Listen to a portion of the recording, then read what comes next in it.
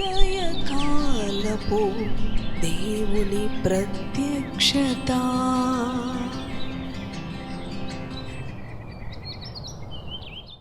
Praise the lord, హల్లెలూయా. ప్రభునందు ప్రియ దేవుని బిడలారా, ప్రభు యొక్క అత్యంత కృపను బట్టి మరి యొక్క ఉదయకాల దేవుని ప్రత్యక్షపు వాక్కులోనికి వచ్చి ఉన్నాం. అవును, ఆయన ప్రత్యక్షపు వాక్కు మన జీవితాలకు ధైర్యాన్ని ఇస్తుంది, శక్తిని ఇస్తుంది, సమాధానముని ఇస్తుంది. కనుక ప్రతి ఉదయము దేవుని వాక్కు ధ్యానించుట మనకు ఆశీర్వాదకరం. రండి మన పరిశుద్ధ గ్రంథాలను తెరిచి యోహాను సువార్త 16వ అధ్యాయం 22వ వచనమును చదువుకుందాం. అటువలే మీరును ఇప్పుడు దుఃఖపడుచున్నారు, కానీ మిమ్మును మరలా చూచెదను. అప్పుడు మీ హృదయము సంతోషించును, మీ సంతోషము ఎవడును మీ యొద్ద నుండి తీసివేయడు. హల్లెలూయా. దేవునికి స్తోత్రం. ఎంతో శక్తి కలిగిన దేవుని వాక్కు ప్రియ సహోదరి సహోదరుడా ప్రభు మనకు అనుగ్రహించి ఉన్నాడు. అవును, యోహాను సువార్త 14వ అధ్యాయం 22వ వచనంలో ప్రభు అంటున్నాడు, అవును ఇప్పుడు మీరు దుఃఖపడుతున్నారు, ఇప్పుడు మీ పరిస్థితులు ఎంతో కష్టతరంగా ఉన్నాయి, కానీ నేను మీకు సంతోషాన్ని అనుగ్రహిస్తాను. నేను మీకు సమృద్ధికరమైన సంతోషం, ఆ సంతోషం ఎవ్వరూ మీ దగ్గర నుంచి దూరం చేయలేరు. అవును, ఈ ఉదయ కాలము ప్రియ దేవుని బిడ్డ, నీ పరిస్థితులు దుఃఖకరముతో నిండి ఉండవచ్చు, భయంతో నిండి ఉండవచ్చు, కలవరంతో నిండి ఉండవచ్చు, కానీ ఆయన అంటున్నాడు, ఆయన నీకు సంతోషాన్ని ఇస్తానంటూ ఉన్నాడు, అధికమైన సంతోషాన్ని ఇస్తానంటూ ఉన్నాడు.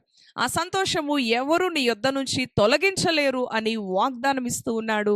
కనుక ధైర్యముతో సమాధానముతో దేవుని యందు నమ్మిక ఉంచుదాము. అవును, మన నమ్మిక మనలను అధికమైన సంతోషములోనికి నడిపిస్తూ ఉన్నది. ప్రియ దేవుని బిడలారా, ఈ సమయములో ఒకవేళ నీ యొక్క పరిస్థితి దుఃఖకరమైన అనుభవాలు గుండా పయనిస్తూ ఉన్న అనుభవంగా ఉండి ఉండవచ్చు. ఈ గడిచిన 11 నెలలు కూడా దుఃఖకరమైన అనుభవాలతో నీవు కొనసాగుతూ నీ జీవితంలో ఉండి ఉండవచ్చు. కానీ ప్రభు అంటూ ఉన్నాడు, మరలా నేను మీకు సంతోషాన్ని ఇస్తాను అంటూ ఉన్నాడు, అధికమైన సంతోషాన్ని. ఆ సంతోషము ఎవరు మీ యొద్ద నుంచి తీసివేయలేరని ఆయన చెప్తూ ఉన్నాడు కదా. అటువలనే మీరు ఇప్పుడు దుఃఖపడుచున్నారు, కానీ మిమ్మును మరలా చూచెదను, అప్పుడు మీ హృదయము సంతోషించును, మీ సంతోషము ఎవ్వడు మీ యొద్ద నుంచి తీసివేయలేరు. కదండి, ఎవ్వరు మీ యొద్ద నుంచి తీసివేయలేని సంతోషాన్ని ప్రభు మీకు ఇవ్వబోతూ ఉన్నాడు. ఈ ఉదయకాలము నమ్మిక ఉంచండి. గడిచిన 11 నెలలు ఒకవేళ దుఃఖకరంగా నీ యొక్క పరిస్థితులు కొనసాగి ఉండవచ్చు ప్రియ దేవుని బిడ్డ, కానీ రాబోయే దినాలు విశ్వాసముతో మరి దేవుని యందు నీవు నమ్మిక ఉంచినప్పుడు ఆయన ఎవ్వరు కూడా నీ సంతోషము నీ యొద్ద నుంచి తీసివేయలేని అనుభవములో అధికమైన సంతోషముతో నిన్ను ఆశీర్వదించబోతా ఉన్నాడు, నిన్ను దీవించబోతా ఉన్నాడు, నిన్ను విడిపించబోతా ఉన్నాడు. అవును, ఆయన ఆశీర్వదించడం ప్రారంభించినప్పుడు, ఆయన తన బిడ్డలను సంతోషించడం ప్రారంభించినప్పుడు దానిని ఎవరూ తొలగించలేరు. అవును ప్రియ దేవుని బిడ్డలారా, కనుక ఎన్నో శ్రమలు, ఎన్నో కష్టాలు, ఎన్నో రోగాలు, ఎన్నో భయాలు, ప్రతి కుటుంబములో కూడా ఎన్నో మరి నెమ్మది లేని అనుభవాలను మనం చూస్తూ ఉన్నాం. ఈ గడిచిన 11 నెలల్లో ఎంతో మంది ఈ లోకంలో నుంచి గతించిపోయిన వారుగా ఉన్నారు, కానీ యేసయ్య మనల్ని సజీవులుగా నిలబెట్టాడు. అనుదినము ఆయన కృపతో మనల్ని నడిపిస్తూ ఉన్నాడు. అనుదినము నూతనంగా మన ఎడల తన వాత్సల్యతను, అవును ప్రియ దేవుని బిడలారా, కనుపరుస్తూ ఉన్నాడు. ఈ ఉదయకాలం ఆయన ఇచ్చే శక్తి కలిగిన వాగ్దానంపై నమ్మిక ఉంచుదాం. ఎవ్వడు కూడా నీ యొద్ద నుంచి నీ సంతోషాన్ని దొంగిలించలేడు.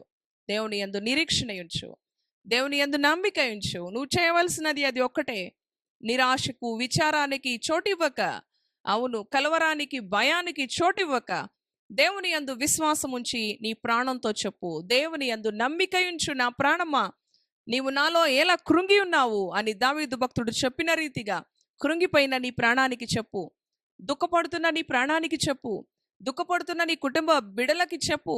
ఆయన మనకు అధికమైన సంతోషాన్ని ఇవ్వబోతా ఉన్నాడు. ఇప్పటి వరకు ఎన్నో శ్రమలు, ఎంతో కన్నీరు, ఎంతో దుఃఖము మనలను ఆవరించి ఉన్నప్పటికీ ఆయన ఈ ఉదయకాలం వాగ్దానం ఇస్తా ఉన్నాడు, ఎవడు మన యుద్ధ నుంచి మన సంతోషాన్ని దొంగిలించకుండా ప్రభు మనకి అధికమైన సంతోషాన్ని ఇవ్వబోతూ ఉన్నాడు. కనుక దేవుని యందు విశ్వాసం ఉంచుదాం, ఆయన మాటల యందు విశ్వాసం ఉంచుదాం, తద్వారా ప్రభు మనలను ఆశీర్వదించనై ఉన్నాడు. అవును, నీ విశ్వాసమే, నీ నమ్మికే నిన్ను అధికమైన సంతోషంలోనికి, అధికమైన ఆశీర్వాదములోనికి నిన్ను తీసుకొని వెళుతున్నది ప్రియ దేవుని బిడ్డ. కనుక మన ప్రభు నమ్మదగిన వాడు. నీవు కోరినట్టే నీకు జరుగునుగాక అని ఆయన వాగ్దానం ఇచ్చాడు. ఆనాడు కనాను స్త్రీ కోరిన విధముగా ఈ ఉదయకాలము నీ జీవితాన్ని కూడా దీవించనై ఉన్నాడు. అవి ఏ పరిస్థితులు అయినప్పటికీ కూడా, నీ వ్యాపారంలో నీకు కొరత, నీ వ్యాపారంలో నీకు ఓటమ, నీ చదువులోనా, నీ ఉద్యోగంలోనా, కుటుంబ సమస్యల్లోనా, అది ఏ సమస్య అయినా కూడా, నీ ఆధ్యాత్మిక జీవితంలో ఒకవేళ నీవు బలహీనపడ్డావా, ఆయన లేవనెత్తే దేవుడు, మరలా నీకు అధికమైన ఆనందాన్ని ఇచ్చే దేవుడు. దేవుని యందు విశ్వాసం ఉంచు. తలలు వంచండి, ప్రార్థన చేసుకుందాం. దయగలిగిన తండ్రి, పరిశుద్ధుడా, నీ పరిశుద్ధ నామానికి వందనాలు. అవును ప్రభువా, మా సంతోషాన్ని ఎవడు మా యొద్ద నుంచి దొంగిలించకుండా ప్రభువా, ఇప్పుడు దుఃఖపడుతున్న నీ బిడ్డలు, ఈ శ్రమలో ఉన్న బిడ్డలకి గొప్ప వాగ్దానం ఇచ్చావు, శక్తి కలిగిన వాగ్దానం ఇచ్చావు. నీకు వందనాలు నాయన. నీవు నమ్మదగిన దేవుడు. రాత్రి ఉండినప్పటికీ నీ మరలా ఉదయము, మరలా వెలుగు వస్తుంది ప్రభువా. ఇప్పటి వరకు నీ బిడ్డలు చీకటి, గాఢాంధకార మయము అనే అనుభవాల్లో, దుఃఖకరమైన అనుభవాల్లో జీవించి ఉన్నప్పటికీ ఉదయము వస్తుంది, తెల్లవారుతుంది, వెలుగు వస్తుంది ప్రభువా. అలానే తండ్రి, ఇప్పటి వరకు దుఃఖపడినప్పటికీ వారి సంతోషాన్ని నీవు అధికం చేయబోతున్నందుకు వందనాలు. ఆ సంతోషము ఎవ్వరు కూడా వారి యొద్ద నుంచి తీసివేయకుండా వారిని ఆశీర్వదించబోతున్నందుకు వందనాలు. ఈ మాటలు విన్న నీ బిడ్డలకి ఆదరణ, ధైర్యము, నెమ్మది, సమాధానమును అనుగ్రహించినందుకు వందనాలు. ఈ ఉదయకాలము ఈ యొక్క నీ బిడ్డలు ఏ పనుల్లో అయితే వెళ్ళబోతూ ఉన్నారో, ఏ ప్రయాణాలు చేయబోతూ ఉన్నారో, వారికి ముందుగా మీరు నడవండి, వారిని ధైర్యపరచండి, వారిని చేపట్టి నడిపించండి. ఈ దినమంతటి కావాల్సిన నీ సమాధానము, నీ సంరక్షణ నీ బిడ్డలకి అనుగ్రహించమని, వారి సంతోషాన్ని మీరు అధికం చేయమని యేసు పరిశుద్ధ నామములో ప్రార్థిస్తున్నాను తండ్రి. Amen, amen. Praise the lord. God bless you. Thank you.